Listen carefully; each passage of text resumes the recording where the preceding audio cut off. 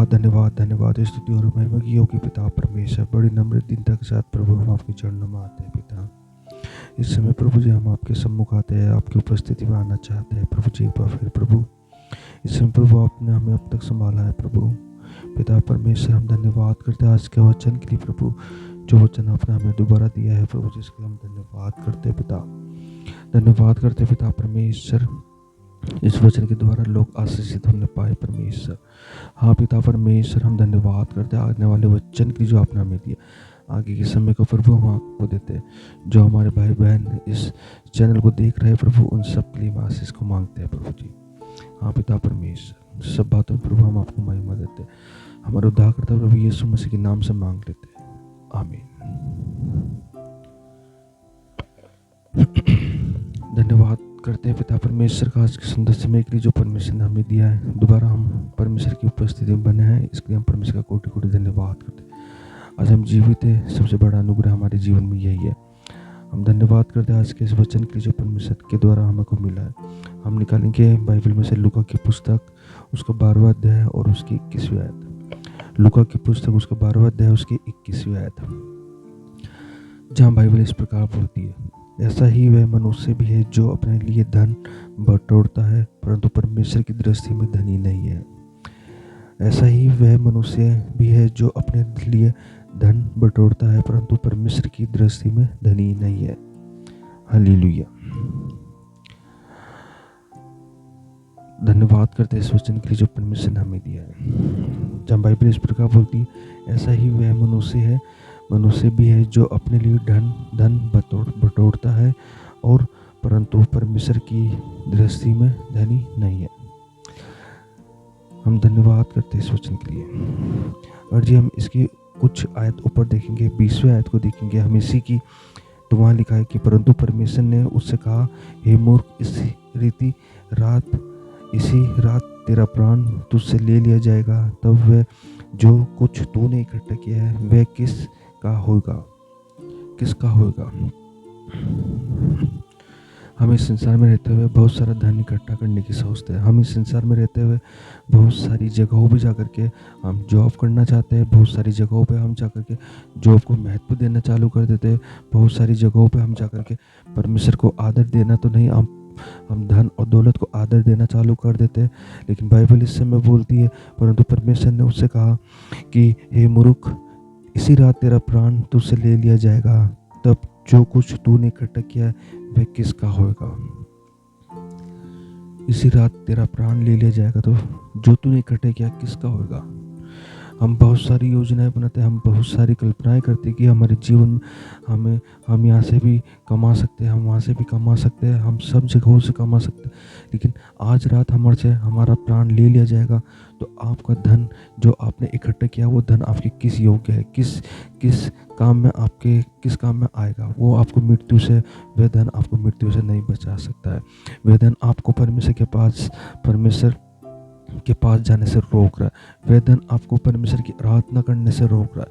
वह धन आपको परमेश्वर की महिमा संगति करने से रोक रहा है। वह धन ने आपके मन को अपने कब्जे में ले रखा है।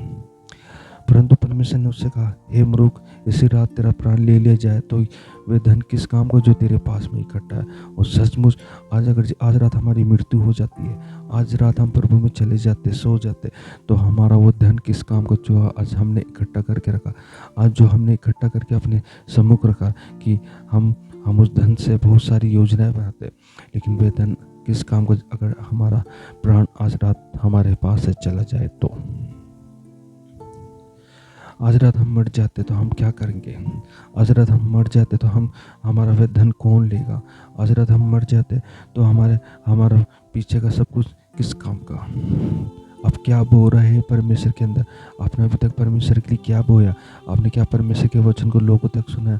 क्या आपने अपने जीवन के द्वारा परमेश्वर के वचन को अपने जीवन के द्वारा दूसरे लोगों तक प्रकट किया। क्या आपने अपने जीवन के द्वारा परमेश्वर के वचन को दूसरे लोगों तक पहुंचाया, या आप सिर्फ अपने धन और वैभव और लालच और इस घमंड और ईर्ष्या और क्रोध और इनमें ही लगे हुए अभी तक।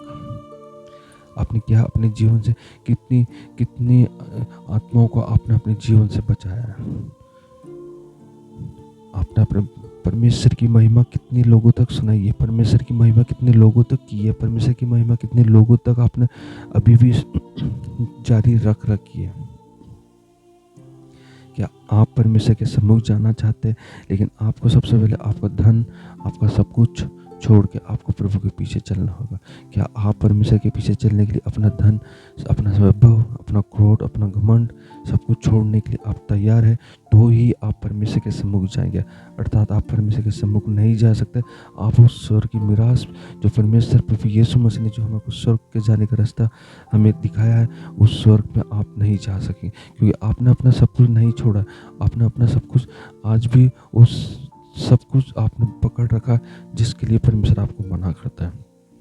इस व्यक्ति से परमेश्वर ने, प्रभु यीशु मसीह ने कहा कि, परंतु परमेश्वर ने उससे कहा, हे मूर्ख, इसी रात तेरा प्राण तुझसे ले लिया जाए, तब जो कुछ तूने इकट्ठा किया है वह किसका होगा? वह किसका होगा?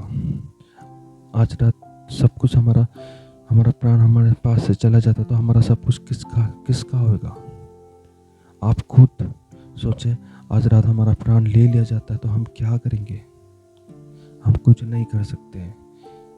4 जने आएंगे और हमको उठा के और ले जाएंगे और हमारा अंतिम संस्कार कर देंगे, हमको गाड़ देंगे, हमारा सब कुछ हो जाएगा और वो धन हमारे दूसरे लोग ले जाएंगे।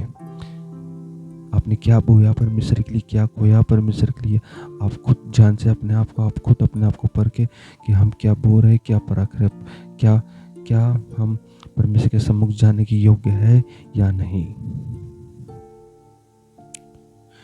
ऐसा ही वह मनुष्य भी है जो अपने लिए धन बटोरता है परंतु परमेश्वर की दृष्टि में धनी नहीं है।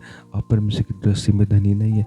आप संसार की दृष्टि में धनी हो सकते हैं, आप संसार के कामों में बड़े हो सकते हैं, आप संसार के पद पा सकते हो, आप संसार में अपने आप का दिखावा कर सकते हो, लेकिन आप परमेश्वर के योग्य नहीं हो।